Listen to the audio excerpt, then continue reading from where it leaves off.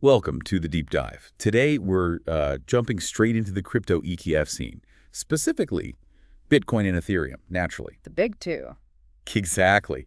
Bitcoin's been, well, fairly steady, actually, around $103,000. Ethereum, though, a bit more volatile even with that recent Petra upgrade. Yeah, the upgrade aimed at improving things, but the price action's been choppy. And, of course, both have these ETFs now opening the door for, traditional investors. Mm-hmm. So our mission really is to dig into the money flows, the capital flows in these ETFs. They seem to be telling different stories. They really do. What jumps out immediately is Ethereum. On May 12th, the ETFs saw outflows of about $17.59 million. Okay, 17.5 million out. Is that a one-off or part of a trend? Seems like a trend. If you look at the whole of last week, Ethereum spot ETFs had a net outflow of over $38 million. 38 million. Wow. Yeah, and even Grayscale's Ethereum Trust, ETH, that saw a $9.6 million leave on just that one day, May 12th. Okay, so it's not isolated to one specific fund. What's really striking, I think, is that apparently none of the 9 Ethereum ETFs actually recorded any net inflows that day. That's right, 0 inflows across the board on that specific day. When you see something that widespread, what does that sort of signal? What's the feeling behind that? Well, it does raise questions. Consistent outflows like these, it often points towards maybe institutional investors becoming more cautious. Right, pulling back their exposure. Exactly. They're reducing exposure to these specific Ethereum products. And the timing is interesting, too.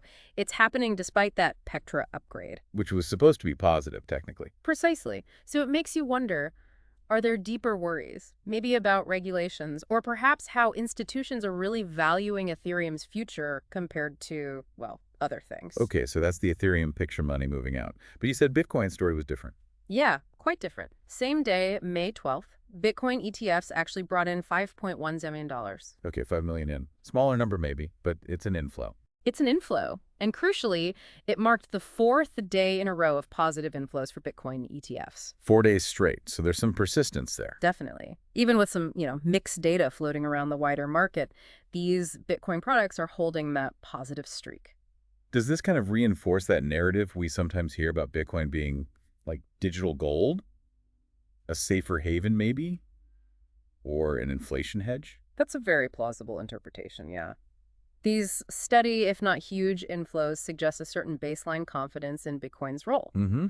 And it's worth noting BlackRock's IBIT fund continues to lead those inflows. That points to ongoing, significant institutional interest. Right, so the contrast is pretty stark then. Bitcoin attracting capital, Ethereum losing it. It's becoming very clear. Bitcoin seems to be drawing steady investment while Ethereum ETFs are seeing capital depart. We might even see this divergence, this differentiation become more pronounced as institutions really sharpen their strategies for these two assets. So let's pull back for the big picture. Ethereum ETFs shedding cash despite tech improvements. Bitcoin ETFs showing resilience with consistent inflows. What's the main takeaway here for someone listening? I think the key takeaway is this diverging investor sentiment. It suggests Bitcoin and Ethereum might be solidifying perhaps increasingly distinct roles in portfolios. Okay. The Ethereum outflows, especially post-upgrade, could signal, some underlying reservations among bigger players.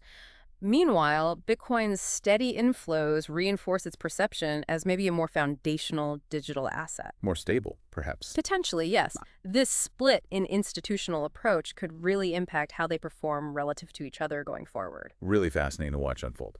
So, final thought then. Considering these quite different capital flows, what might this hint about the long-term investment case for each? And maybe for you, the listener, how do you interpret these signals for your own understanding of this ever-changing digital asset world? Definitely something to think about. Thanks for joining us on this deep dive.